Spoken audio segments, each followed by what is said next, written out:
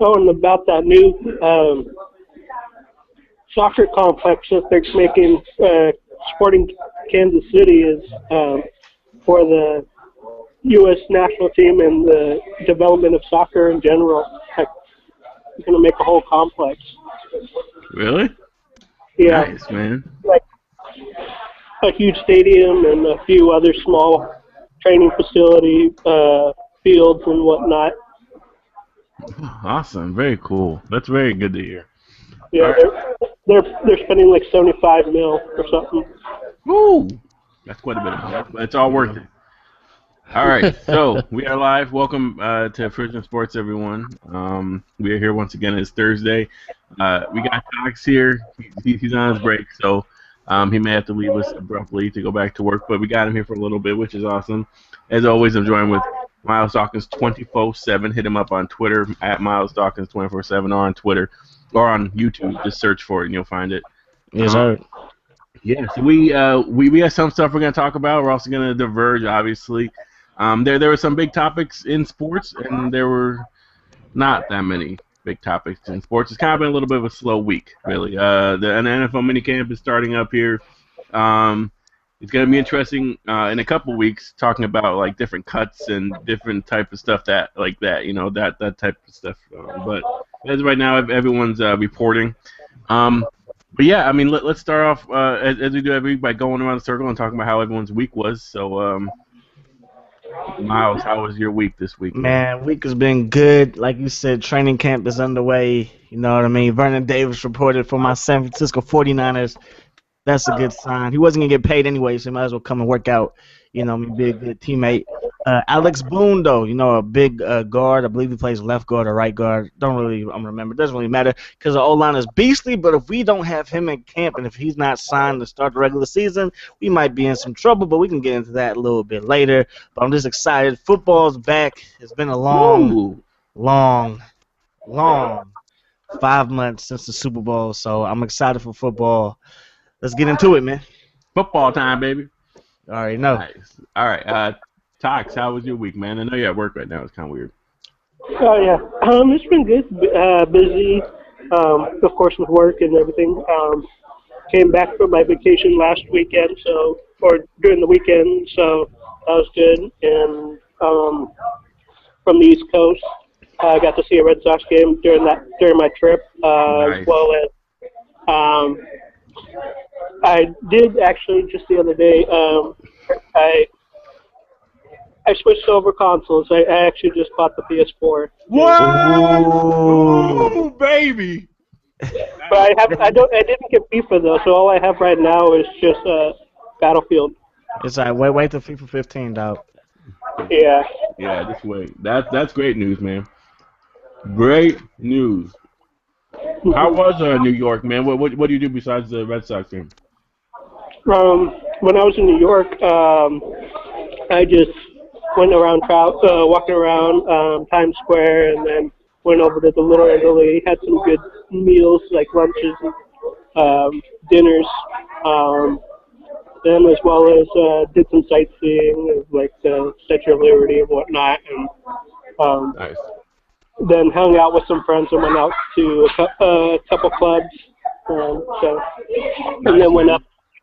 Yeah, then went up to Connecticut to see some relatives, and as well as when I was in Boston, that was when I was able to catch them playing against the White Sox before the All-Star break.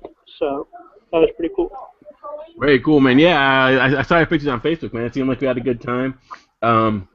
Did you by chance see any like Broadway plays or anything like that? Unfortunately, not this trip. I didn't get to see any. But Nice. maybe next time. Yeah, next time. That's cool, man. Well, welcome back. It's good to have you back and stuff. My week was pretty cool. I went to a Brewers game the other day. Walk off by Lucroy, which was awesome. Second row, they know big deal. Nice. Yeah, So that was really cool. I saw The Purge: Anarchy yesterday. That movie's amazing. If you haven't seen that, definitely go see that. It's way better than the first one.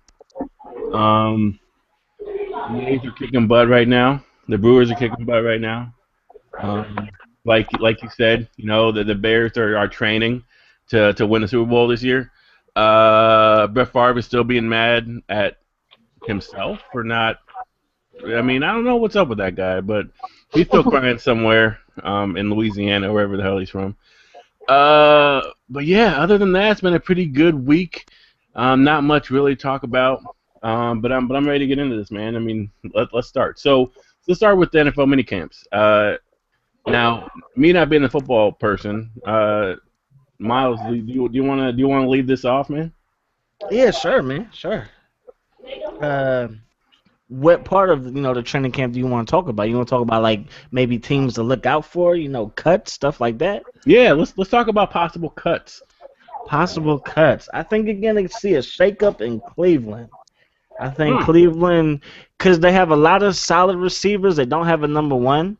You have Miles Austin there. You also have Earl Bennett, the ex-Chicago Bear. He's also there. You also have Nate Burleson. He's there. A lot of other young guys. I think one of those veteran guys might be on the outside looking in. And I think if I had to pick one, it would have to be Miles Austin. You know what I mean? He's really? Yeah, Miles Austin, I feel like he could be on the bubble right now in Cleveland because, let's face it, Cleveland doesn't have a number one receiver. With Josh Gordon being on the verge of being suspended, I really don't see anybody stepping into that number one role. So it's really going to be a receiver by committee, if you will. So I think Miles Austin could really be on the outside looking in. Yeah, he had a couple of good seasons in Dallas, but his hamstring has always been pulled. So I think if he gets hurt in the preseason, which is highly likely, I think that he could definitely be on the outside looking in when it comes to making the Cleveland Browns, which is quite sad. Yeah, man. What happened with Miles Austin? Like you said, he had a couple good years in Dallas, and people were saying that he was right up there with Deshaun Jackson, and they were like the new era of fast receivers, and now they're both kind of struggling to get by. Like, what changed in the NFL, do you think, in the last couple of years? Well, I believe, like, if you go back to his breakout season, one, he was, if you take how much he was making that year and his stats, he was underpaid. So of course he earned the contract that he got. But you also have to remember that T.O. was no longer there in Dallas. That was the year that he was with Buffalo. You had Roy Williams and you had Miles Austin. Des Bryant was still in college. So everybody, if you was going up against the Cowboys, you would focus on Jason Whitney, you would focus on Roy Williams, and that kind of opened the door for Miles Austin to have a fantastic season. That's what he did. He got paid, but then his production went down one year. Then they bring in Des Bryant, so now you have Des Bryant, Roy Williams, Jason Witten, and Miles Austin. He wasn't really getting the ball. Again, his hamstring, he still had hamstring issues. So if you tally all those things in, and Des Bryant is a flat-out beast, I could see why Dallas would want to move on from that. And they wanted to keep him, but he wanted more money than what they were willing to give him. So, the Browns, they felt differently. But, again, I think the Browns are going to see what the Dallas Cowboys saw, that he's injury-prone, the production really isn't there, and I can really see him be on the outside looking in. Is this the end for him? Like, is he never going to be a number two, even? Number two, no. I think that he would be excellent in the slot, but he's not as explosive as he once was. And if you look at the good slot receivers around the NFL, they can really get in and out of their breaks quickly. He's not one of those guys. Again, he can add value to a team, but it has to be at the right price. He can't be somebody that you rely on heavily. You know what I mean? So at the end of the day, I can't say that his career is done, but it doesn't look good in my eyes for this guy to stay in the NFL this year. I can really see him being on the outside looking in for any team that wants to pick him up, because there's a lot of teams that you could say might need receivers. You could look at Jacksonville. You could look at maybe Tennessee. You could look at who else? Who else is out there? You could also look at possibly, the Panthers need another receiver, but at the end of the day, I really don't think a team would give this guy a chance if he doesn't make it to the Browns. Yeah, for sure. Yeah. What about the QB situation here with the Browns? Like, okay, so let's say that because they didn't give that contract to Hoyer, right? They were just like blowing smoke. Yeah, it was a bad contract on both sides. Yeah. So let's say that Johnny Manziel Plays the first preseason game, obviously. Okay, he probably comes in the second half. I doubt they'll start him or whatever. Yeah, And he nah. does terrible. All right. Would the QB situation then be a possible problem? Because you have Hoyer, who, yes, he's good, but no one's going to say that he's a franchise quarterback. And then you have somebody like Manziel, who may who isn't showing as much promise. Like, would people start to say, okay, so Cleveland Browns now have a serious QB problem once again? I mean, Johnny Manziel is still young. You know what I mean? He is his first season. Yeah, it's Cleveland, and Cleveland needs to learn how to be patient. I mean, my gosh, when Cleveland got reestablished, right? I believe 2000, they drafted Tim Couch, bust, right? They had a Spurgeon win, didn't turn out to be anything. You know, you had Brandon Wheaton, you had Anderson, you had Brady Quinn. You've had all these quarterbacks, and they haven't worked ever since the Browns have been, back in the NFL. They had Holcomb. They've had a long list of quarterbacks that haven't worked. Now Hoyer, I like Hoyer. When they got Hoyer, I believe they went on like a 3-game winning streak. They beat Minnesota and they won 2 other games. You know what I mean? So Hoyer was out there balling. He got hurt versus Buffalo, and Brandon Wheaton turned out to be who everybody thinks Brandon Wheaton is, a future backup quarterback, and that's what he is for Dallas right now. He was who we thought he was. Yeah, exactly. You know what I mean? So at the end of the day, I just hope that the Browns don't shoot themselves in the foot with handling the quarterback situation. Johnny Manziel's the best guy. Start him. Who cares? I'm sick and tired of people saying, "Oh, well, you don't want to start Johnny Manziel week 1 because he's going up against Pittsburgh." Well, he plays in the AFC North. Eventually, he's gonna have to go up against Pittsburgh. Eventually, he's gonna have to go up against the Ravens. And right now, the Cincinnati Bengals have the best defense in that whole division. So it's like, what are you waiting for? If he's the guy, let him be the guy. He's going to have to earn it. If Hoyer's the guy, if I'm a Cleveland Browns fan, I'm excited for what Hoyer can do. The biggest issue for the Browns right now is going to be the absence of Josh Gordon. That's it. Whoever because you have to imagine that this dude was the number one receiver stat-wise, catching passes from Hoyer, catching passes from Brandon Wheaton, catching passes from Jason Campbell. You know what I mean? So it's like he's going to be the biggest loss. It really doesn't matter who your quarterback is, the first 2 weeks of the season. You know what I mean? They say that they want to pick a quarterback by week 3 of the preseason. That's fine, whatever. But if Johnny Manziel is outplaying Hoyer, let him start. If Hoyer is clearly outplaying Johnny Manziel, let him start. And they have to take into consideration that Johnny Manziel is going to go up against number 2s and number 3s, while Hoyer is going to be going up against number 1s. Very true. Very true. What about Tampa Bay? Because last week we talked a little bit about Tampa Bay and them kind of ending up the bottom of that division. Yeah. Do you see their rookie quarterback? Who is that? They got Matt Glennon, they got Matt Glennon, Glennon, do you see him as a possibly more, and I hate using this ESPN term, but NFL ready? Quarterback, do you think that they have more at stake with him than the Browns do with Johnny Manziel? Nah, because, Johnny Manziel's dynamic. Some of the plays that he made in college were flat out ridiculous. Glennon, you could say a lot of the plays that he made, was maybe due to the talent around him. He played in a very vanilla system. It was, drop back and pass, throw the ball here. With Johnny Manziel, he's a game breaker. He's a playmaker. I don't know if you could say the same thing about Glennon. Glennon probably has a stronger arm. Definitely, probably is a little bit more accurate, definitely. But they did bring in Josh McCown. He played for the Bears last year, and he actually played a lot better than Jay Cutler did, if you really think about it, for the Bears. So, so at the end of the day, I think that Josh McCown probably goes into camp, going in training camp as the starting quarterback. I feel like it's gonna be his job to lose. I think Glennon's gonna take a back seat for the season.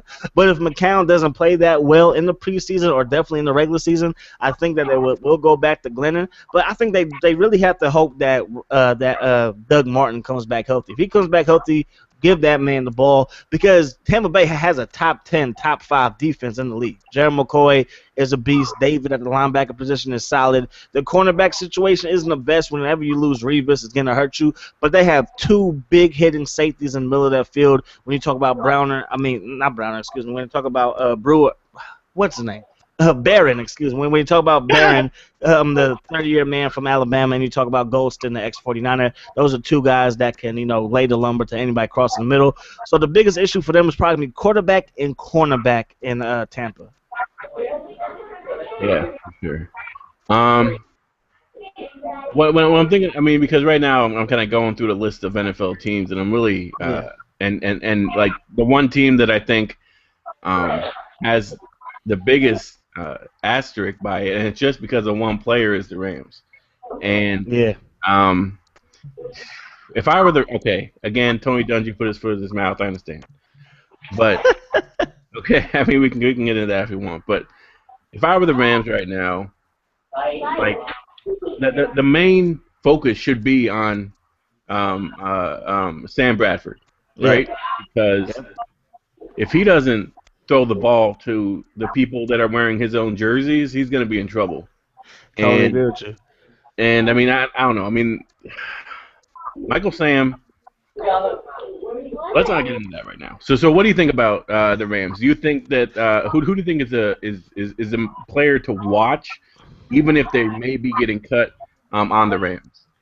I mean, if you begin to talk about someone who has a chance of possibly getting cut, then you have to go with Michael Sams. Really? Yeah, because if you look at that D line, he's not gonna start.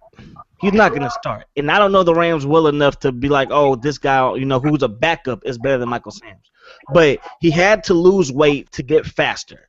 And he ran a 4.940. So I don't know how much weight he's gonna have to lose to get into like a 4.7, maybe 4.6 range to come off of the edge. Again, I don't think he's gonna sniff a starting job. I mean, I'm gonna say he's not gonna sniff a starting job. It's not gonna happen unless people just go down with injuries. I think the biggest question is definitely going to be Sam Bradford, the quarterback. If the quarterback, he has to play well.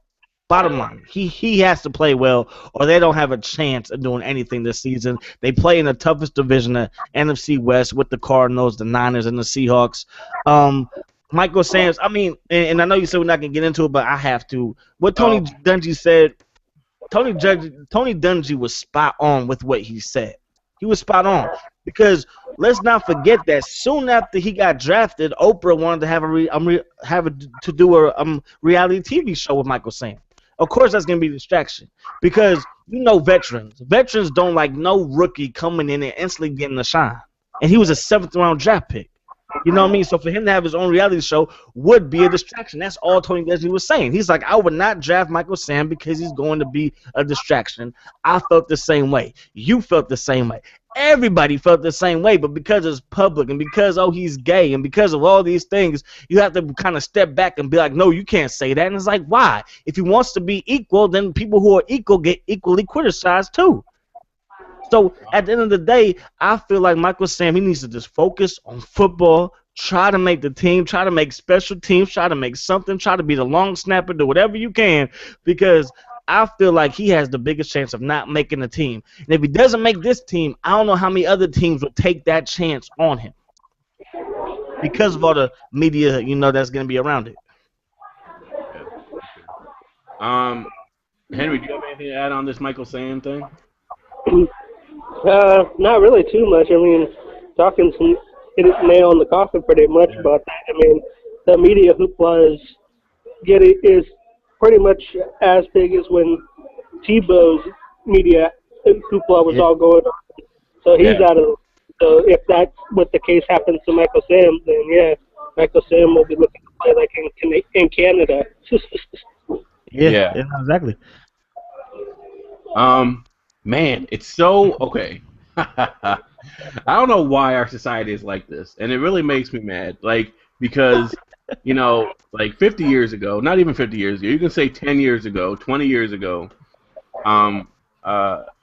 like, race was such a big issue, and you couldn't, like, do certain things to certain people because it would be construed as racist and stuff like that. And now it's like you can't talk bad about Michael Sam because that's like against his homosexuality, and if he gets cut, then there's gonna be this whole uproar, and it's gonna be it's gonna be based on like prejudice and stuff like that. And like you said, Miles, it's all about football at this point. The talking's over. He didn't get the reality show. They gave him an award. It's like, and again, like, I 100% respect the fact that he did what he did because it takes tremendous courage to do what he did and come out and, well, Okay, I'm just gonna say it. To come out and say that because I don't want to get into my other thought. Come out and say that he was a homosexual. It takes a lot of courage to do that. So yes, should we give him an award for courage? Heck no. Really? An award for courage? Is he the first gay person to come out? No, but like in a situation like it could. I mean, arguably it hurt his draft stock a little bit. Arguably, it helped his draft stock. You think? How many people knew about Michael Sams before he was gay? I mean, before he came out of the closet. Yeah. I don't know. I mean, I didn't know. You didn't know him as a football player. I mean, as someone who loves football, I didn't know about him because again, he had a teammate who was better than him at the same position. You know what I mean? So at the end of the day, I can't sit here and say, "Oh, it's so courageous," when every time you turn on your TV, somebody comes out the closet. You know, You so think that's now becoming like a publicity stunt? absolutely, he did it right before the combine. And then again, somebody who's projected. How many people do you know that are projected to go in the fourth, fifth, sixth, seventh, eighth round, or seventh round? Excuse me. Get like a spotlight during the combine, right? I will never forget the commercial. Oh, come check out the NFL Combine, NFL Network. Come see what Johnny Manziel's gonna do. Come see what Jadeveon Clowney's gonna do. Johnny Manziel's the biggest name. Jadeveon Clowney's the best player, right? And come see what Michael Sam's gonna do. It's like, are you serious? Like, why are we talking about Michael Sam? Well, because he came out of the closet. So I ain't gonna be naive to that fact, but it's like you're not gonna sit here and tell me that now all of a sudden he's a marquee athlete in the game. No, I want to see his first preseason game. I want to see what he does. I want to see if he can get pressure off the edge. You know, and if he can't, then it wouldn't surprise me if he gets cut. If he gets cut, would you see an uproar? Yeah, probably, but it's gonna be from people that don't know what they're talking about. Like seriously, like it's gonna be from people who think, oh, they cut him because he's gay. It's like no, they didn't draft him because he's gay.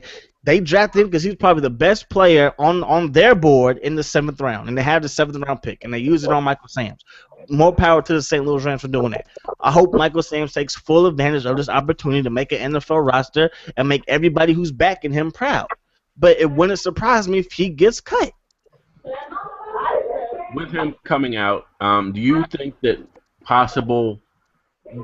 his coming out has helped or hurt homosexuals in the NFL? In the NFL, I mean, I don't know, because I mean, well, we're not naive to the fact that the NFL is full of barbarians. You know, I mean, full of egotistical, macho men. So to come out in this setting has to be difficult, absolutely. But we have to remember that he did not do it when he was in the NFL. He did not come out when he was already in the NFL. He came out like 3 weeks or a month before the combine. To me, that's a little bit suspicious. You know what I mean? He came out and got all this media attention. How many seventh round draft picks have ESPN in their house waiting for their reaction when they get drafted? You know what I mean? So again, I'm not going to sit here and say that he's not a good football player. He won co-defensive player for the SEC. But just because you won SEC player of the year or defensive player of the year does not make you an NFL caliber talent. Because there's been plenty of people who won the Heisman Trophy that played in Canada. Many people who won the Heisman Trophy didn't make it out of training camp in their rookie season. There's been plenty of people that haven't had NFL success who are the man in college. So just because you were the SEC co-defensive player of the year does not make you the best defensive player of the year in college football, because we all know Jadeveon Clowney, talent-wise, is way better than him. So at the end of the day, I'm going to say that Michael Sams is a smart dude. He knew what he was doing. He knew when he was going to come out because he told his teammates. He told all of his teammates last year before college football started. So why not tell the media? You're not going to tell me that it wasn't strategic. You know, he didn't put it like he put a strategy together when to come out. And more power to him. Use who you are to make whatever type of money, make whatever type of legacy you want to make. But you're not going to feed me some BS that, if it was the right time now, I want to be the first NFL player. No, dude, no. Because if you wanted to be the first NFL player to do it, you would have announced it when he was in the NFL. Looking towards next year's draft, if you had a friend who was homosexual, you knew him, and you were his publicist, would you tell him to come out of the closet?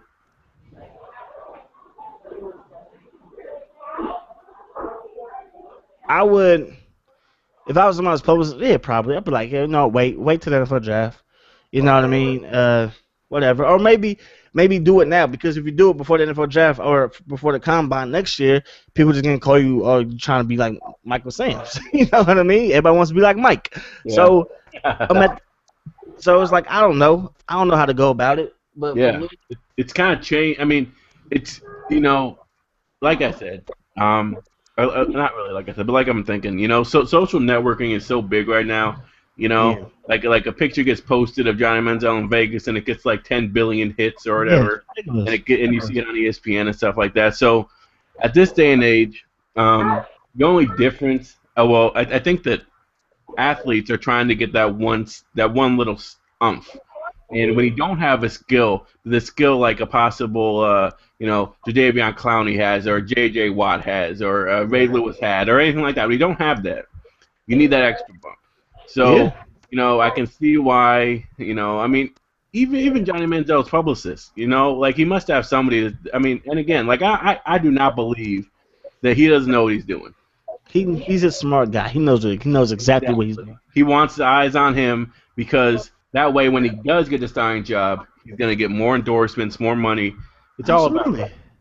Absolutely. It's all about that. Right. So this just came in the NFL Network. Marshawn Lynch is planning on holding out. What? He's planning on holding out training camp. Yeah. Again, I don't think it's a good idea because they have 2 running backs already that might be able to start on other teams, but they're behind beast mode. So I don't know if he's really going to get more money from the Seahawks. We talk about running backs being kind of disposable, except for like Adrian Peterson. You can argue Jamal Charles and Foster. Yeah. Well, that kind of leads me to the next topic I want to dive into. And it has to do with the Madden ratings. Yes, I want to talk some Madden. You said it was free flowing today, so we got to talk some Madden, if that's okay with y'all. That's fine with me, man. All right. So Madden came out with like the top 10 rookies. All right, top 10 rookies going into Madden 15. Right. Here we go. Or top 13 rookies going into Madden 15. Number 13, or Madden 15, excuse me. 13 goes O-lineman Zach Martin from the Dallas Cowboys, 78 overall. You got Mike Evans, Tampa Bay, 78 overall. You have cornerback Denner from Cincinnati, 78 overall. Blake Bortles, Jacksonville, 78 overall. You have Tyler Lewan, Tennessee, 79 overall O-lineman. Clinton Dix, the safety from Green Bay, 79 overall. Aaron Donald, 79 overall D lineman for the St. Louis. Another St. Louis lineman who plays defense. Like, come on, man. Kelvin Pryor, safety for the Jets, 79 overall. Now we come into the big names. Sammy Watkins, 80 overall for Buffalo. Jake Matthews, 81 overall for Atlanta. Khalil Mack for Oakland, outside linebacker, 81 overall. Then you have Greg Robinson, St. Louis O-lineman, 83 overall. Jadeveon Clowney, 83 overall. Johnny Manziel did not make the list.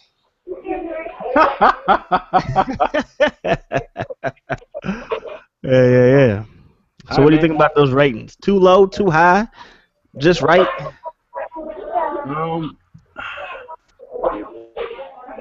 If Johnny Manziel is not on that list, and that means that he's 79 or lower?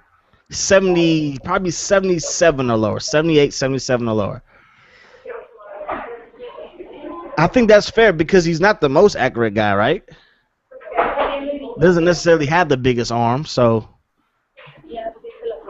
No, but I mean, I don't know, because right now, like, I haven't played Madden, and you know this more than I do, but I'm going through the ratings of backups that they have, and I think that I know that, and I could be wrong with this, but I think Jay Cutler is an 82, or maybe something like that. Nah, Jay Cutler higher than that.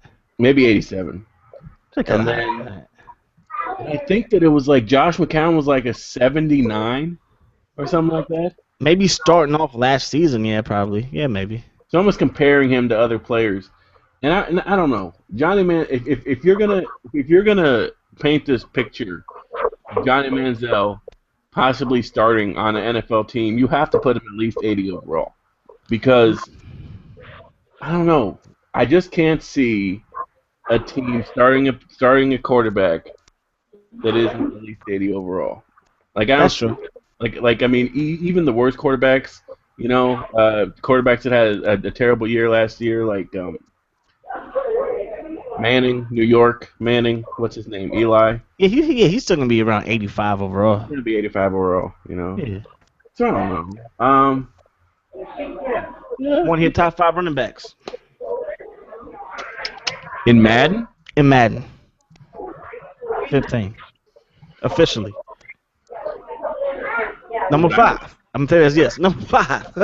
Marshawn Lynch, 95 overall, is the 5th best running back. Number 4 might be surprised to a lot of people. Not surprised to me.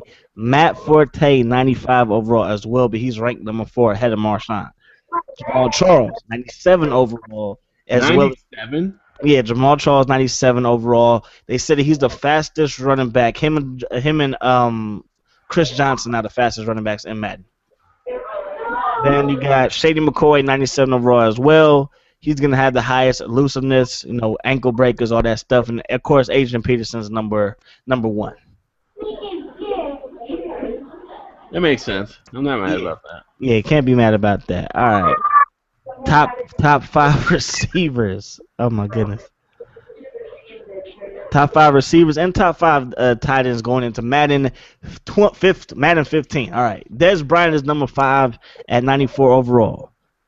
A.J. Green is 4 at 95 overall. Andre Johnson's also 95 overall, but they have him at 3. Brandon Marshall, 96 overall, have him at 2. And Calvin Johnson, 99 overall. No surprise there, really. Then tight ends, you got Greg Olsen, 88 overall. Jason Witten, 80. Jason Witten, 93 overall. Vernon Davis, 94. Rob Gronkowski, 96. Jimmy Graham from the U, 97 overall. And last but not least, the quarterbacks. Number 5, the top 5 quarterbacks, Madden 15, officially. Number 5, starting off the year, 93 overall, Tom Brady. 93? 93 overall. No way. 94 overall. No, excuse me, 93 overall, but number 4 on the list, ahead of Tom Brady, Russell Wilson. Get out of here. Number 3 on the list, 96 overall, Drew Brees. Number 2 at 98 overall, Aaron Rodgers. And number 1 at also 98 overall, Peyton Manning. So Tom Brady at number 5. I don't understand how you could have Peyton Manning still the top quarterback. Well, because, he threw 55 touchdown passes. Would you take him, if you were building a team right now, would you take him number 1? Absolutely. Ahead of Aaron Rodgers. If we're talking about one season, I can get their best season, I'm probably taking Peyton Manning. No, not best season. Going into this year. Going into this year, well, if you have to take into consideration that Aaron Rodgers had a down year because he was hurt, right? You have to take that into consideration. Yeah. Peyton Manning had the most passing yards in NFL history. He threw for the most touchdowns in NFL history. He got his team all the way to the Super Bowl. So I don't have a problem with him being the best quarterback going into Madden. I'm actually surprised that he's not 99 overall. You know what I mean? So right now, and I like what Denver did. They built a defense for this guy. I'm kind of shocked that they didn't go out and get maybe another running back to help out Monty Ball, your dude from Wisconsin. But I just hope, that if they can get this guy a running game, then I don't see why Denver can't compete for another Super Bowl. So I would take Peyton Manning over any other quarterback right now, unless you're talking about my man, Cam Newton. Okay. Cam. See, I don't understand it. I've always thought that Peyton Manning was a little bit overrated as a quarterback. I feel like he always lives in a system and dies in a system. It's his system. As well as like the players around him. I don't think that Reggie Wayne and Marvin Harrison got the credit that they deserved. I also don't think that James got the credit for actually carrying a running game like he did. And I'm gonna be real with you. I'm gonna be real with you. None of that happens without Peyton. True, but if you put anyone who's on the top 5 list right now in that situation with those same players, same everything, it's the exact same result. Nah, I doubt that because if you Tom put Brady Russell there, it's the Wilson, exact same result. Come on, man. if you put Russell Wilson in the Peyton Manning system, it's not going to be the same. No, Tom Brady in that system is the same thing. If you put Tom Brady in that system, most likely it won't be the same. What? Do you know how many checks Peyton Manning makes at the line? But here's a different thing. I mean, this should also. I mean, no one's ever said this before in history, but I think it needs to be said about Peyton Manning. The fact that he makes so many checks is a detriment to the offensive coordinator, his coaching staff. And like, No, it's not. No, yes, it's not. it is. No, it's Yes, not it is. because 'Cause- it's not. It's not because a lot of times the offensive coordinator will give him 2 plays. In training camp, what they're going through right now, you come out in the formation and you already have 2 checks that you can go to based on what you see. So what the offensive coordinator does, he tells Peyton Manning what 2 checks will be good in this situation. So they come out to the line of scrimmage. Peyton Manning looks it over. He makes a check to one of the calls that the offensive coordinator already made as a dummy call or as a call that they can actually use in this situation. So it's really not a detriment to the OC's capabilities or anything like that.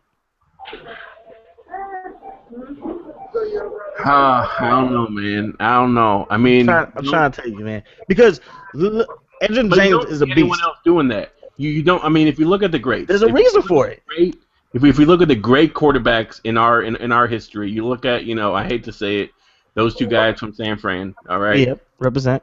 Obviously, you look at Tom Brady, got throw him in there. You could even put I hate to say it again, but Brett Favre's playmaking ability was amazing. You can throw him in there as well. So if you look at those guys from our generation, the people that we watched play, they did more on the field when action was happening than Peyton Manning ever did. What does that mean? Are you talking about their scrambling ability? Their playmaking ability. Okay, Because so wait, playmaking meaning their scrambling ability, right? scramble, yeah. Okay, well, how you gonna knock somebody Desire because he's to not win. gifted with speed? Desire to win is what I mean. Peyton Manning doesn't have a desire to win. Are you serious? He has how many? 1 Super Bowl ring or something like that? Wow. So because he only won 1 Super Bowl, he lacks a desire to win because he only won 1 Super Bowl. No. But to your credit, to your point, you brought up Edgerrin James. Edgerrin James he's one of the best running backs of our era. The only running back, I believe, in NFL history to rush for 1,500 yards the first 3 seasons of his career. Phenomenal. Let's not forget. Wait. Are you giving me props right now on my I'm NFL? giving you props. I'm giving you Okay, go props. But you already know I come with a twist. However, they won their Super Bowl the year that Edgerrin James left to go to Arizona. So they won the Super Bowl without Edgerrin James. Now, Peyton Manning has been to 2 other Super Bowls where he did not win. We already know that. But he got to his 2nd Super Bowl with only really Reggie Wayne and Dallas Clark. Marvin Harrison was not on the team. Right? He got the last year's Super Bowl. No Reggie Wayne, of course. No Marvin Harrison. I like Thomas, right? I like Demaryius Thomas, but he's not, the best receiver in the game by no stretch of the imagination. Decker, we're going to see how Decker really is. We're going to really see who Decker is in New York, catching balls from Mike Vick and Geno Smith. I'm going to see how that works out. Wes Welker isn't the same Wes Welker that he was, in New England. So I'm not taking anything away from the players that Peyton Manning has played with. I'm not doing that. But let's also remember that Peyton Manning has never had a top-flight defense, and Tom Brady has. Because let's remember this, that Tom Brady has been to 2 other Super Bowls without Willie McGinnis, without Harrison, without Richard Seymour, without Ty Law, without Asante Samuel. But they have not won a Super Bowl without those guys. They haven't won a Super Bowl without those guys.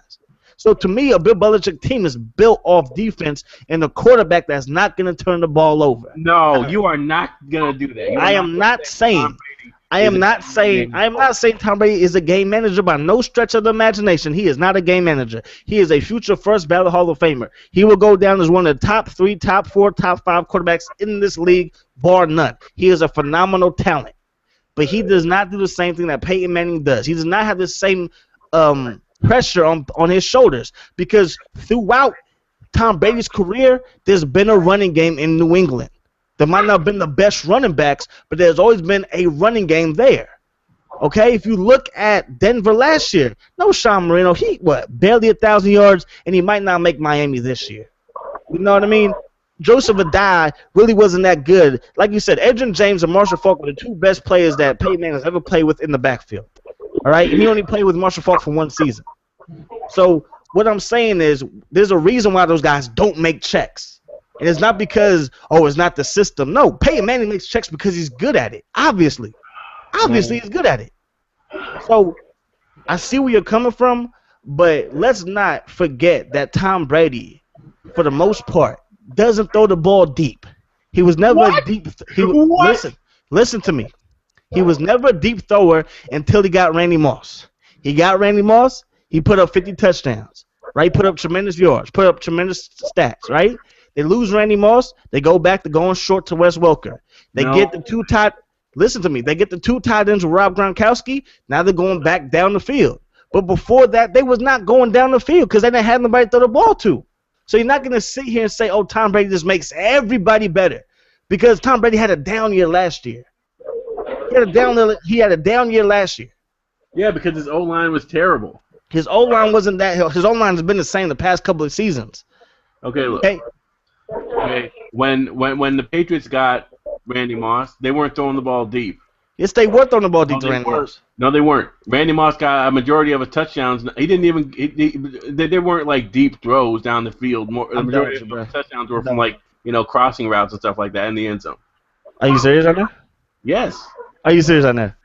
Yes, and they just threw it up in the corner. He brought that back in 2000, whatever it was. Wait. So Randy Moss wasn't a deep threat in New England. When you say deep threat, I'm talking about somebody you throw the ball up and he can go grab it, and it's like a 50-yard completion. 50-plus yards. Tom Brady. It was more of like a 30-yard thing, or in the end zone. 30 yards is deep. Come on, bro. Man. Don't do that to yourself. All right, his first year in New England, he caught 23 touchdown passes. They went 18-1 that season, and he averaged his long for that season was a 65-yard bomb. A 65-yard bomb. In that system, he had his second highest yards per game. Second highest yards per game. His highest was 102 yards per game back in 2003. His second highest was that first season in New England with 93 yards per game.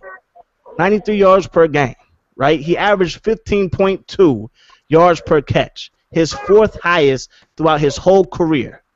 And you have to go back to his Minnesota days when he had higher.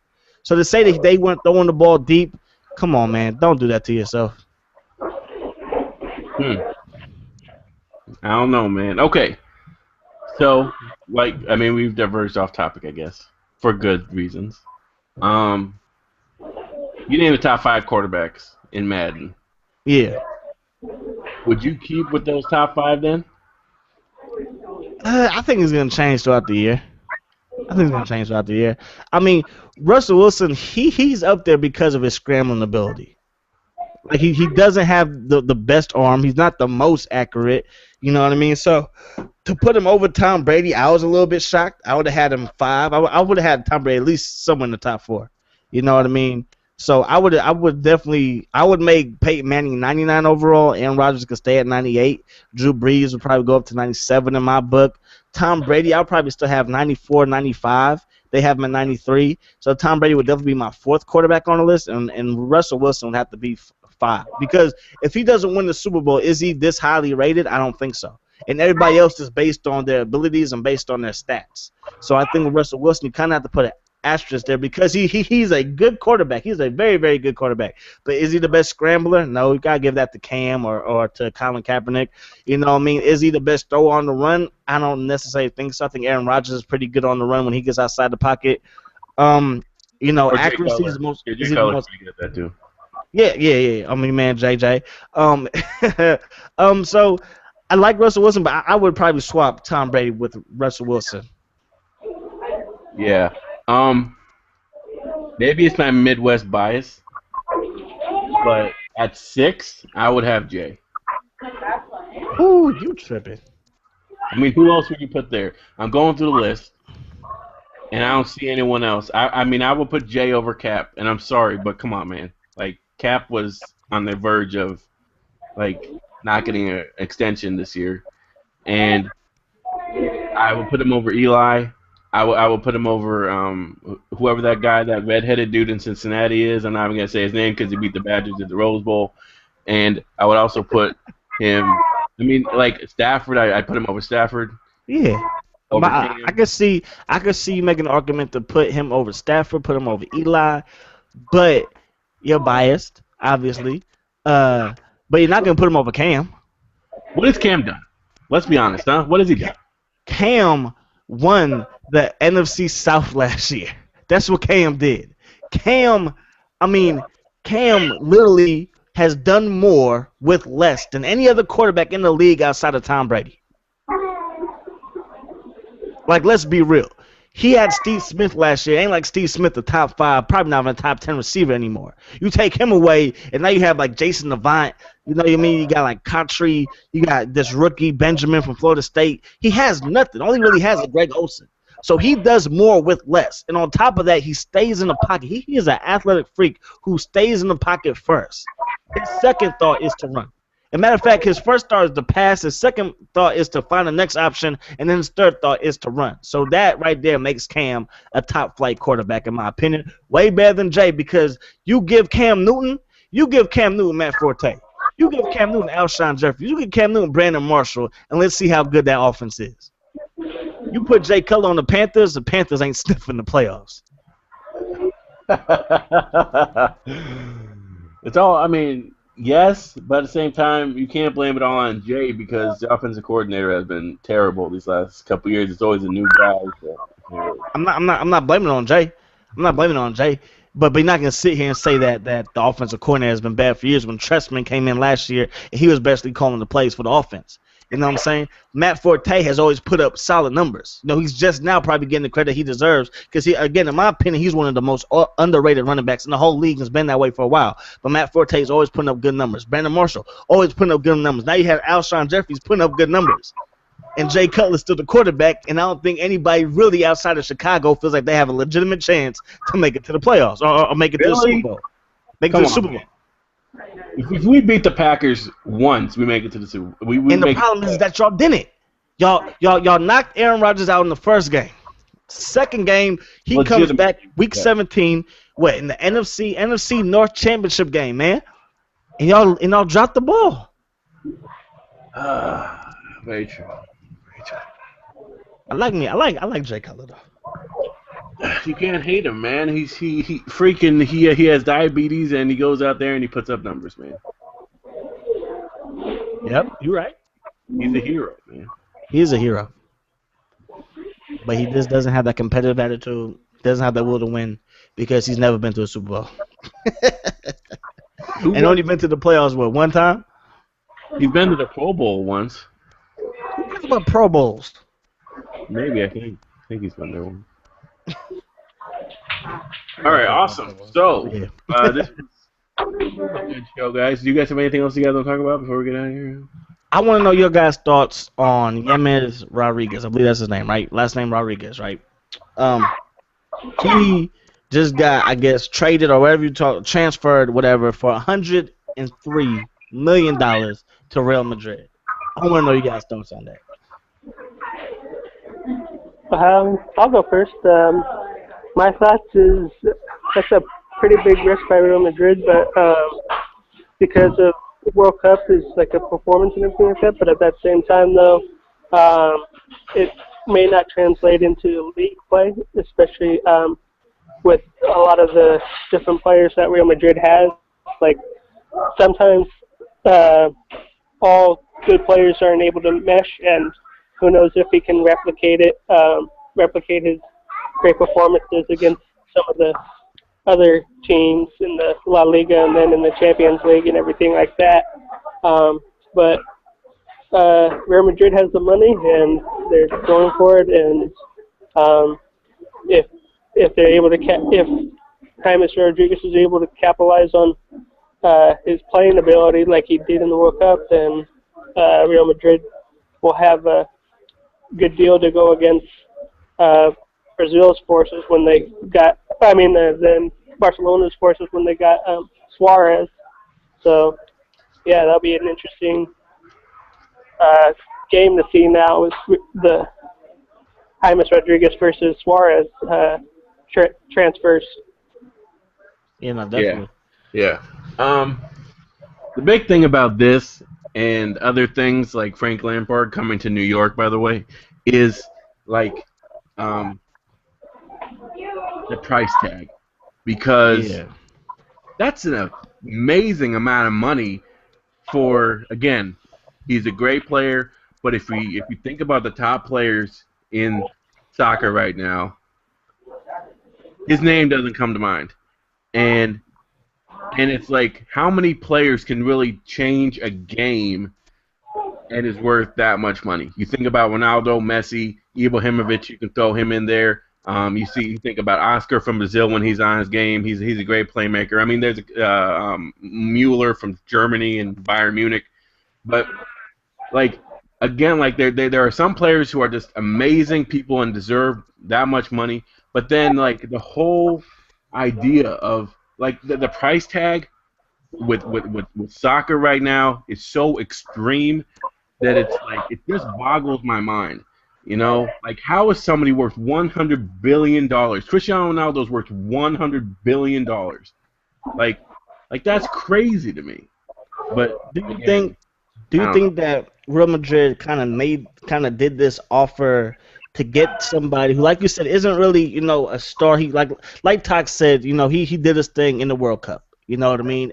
Colombia was like the darlings. They had that dance. You know what I mean? I loved it. LeBron James loved it. Everybody loved it. But to your credit, Living, he's definitely not somebody that I knew of. Not somebody that I think is like a truly household name, truly dynamic soccer player. But do you think they made this move more so to kind of help out Cristiano Ronaldo, and maybe they kind of see that Ronaldo's time is ticking? Not saying that he's getting close to retirement, but you kind of want like that next guy to be there already to kind of learn from this guy. Um, yeah, I mean, I can see that. Like you said, I mean, Cristiano Ronaldo, I don't think is anywhere close to being close to retirement. I think the only way that would hurt him now is his injuries because it seems like his injuries are now getting more evident and becoming more problematic. Obviously, and the World Cup was a great example of that. So yeah, that's definitely a possibility.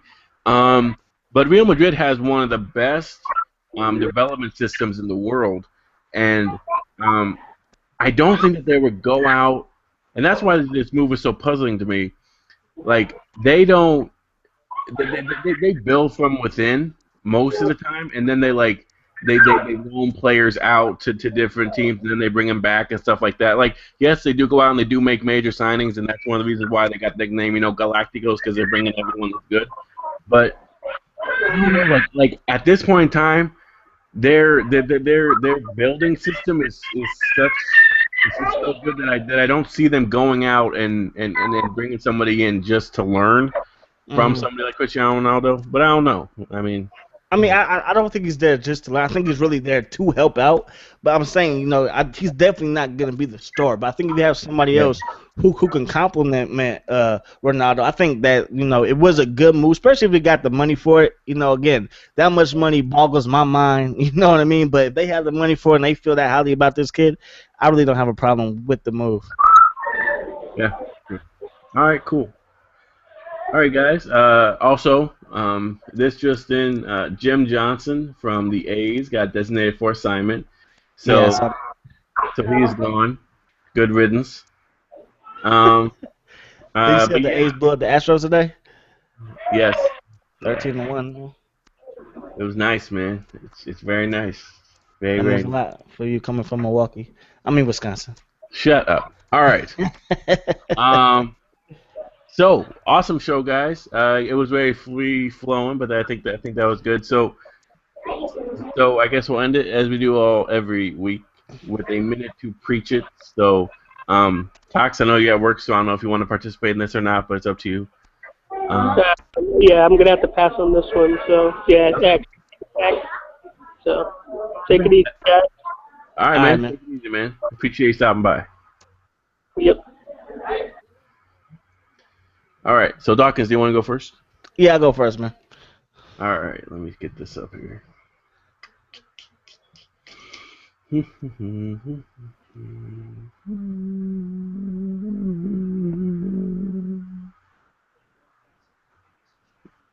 I do. I say you do. Okay, you ready? Let me know whenever you're ready, man. Yeah, I'm ready, dog. All right, go ahead.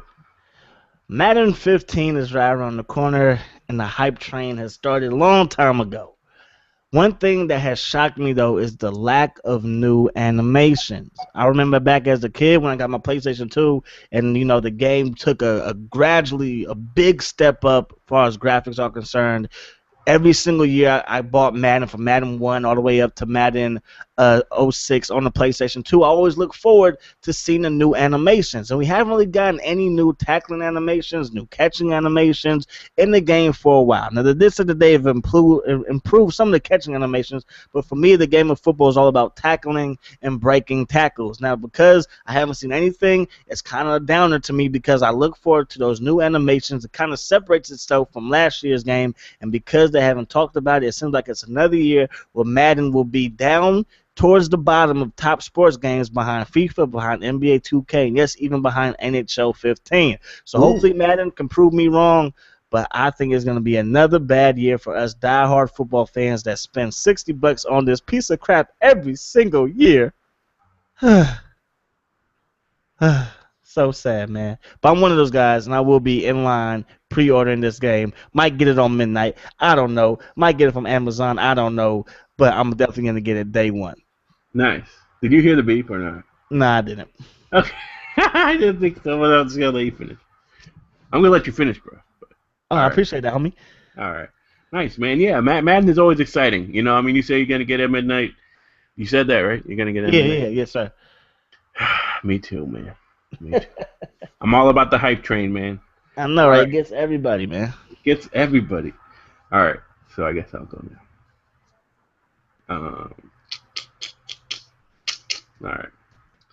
All right. So I'm going to be talking about the MLS and more specifically Frank Lampard coming to the New York Red Bulls. This is such an amazing move for the MLS, but at the same time, it kind of brings light to the whole problem about the MLS, which is bringing in old players.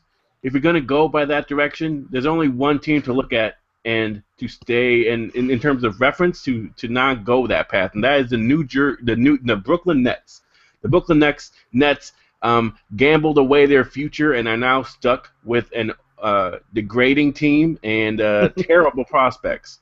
And the MLS now has a great farm system. I say give those kids a shot. Put Americans in there, possibly bring back some people from the Mexican leagues who have now put on loan for some strange reason, and make this an American game. Yes, it's cool to see people, amazing players, but at the same time, they're at the end of their ropes. Frank Lampard retired already, and now he's coming out of retirement to come play for us.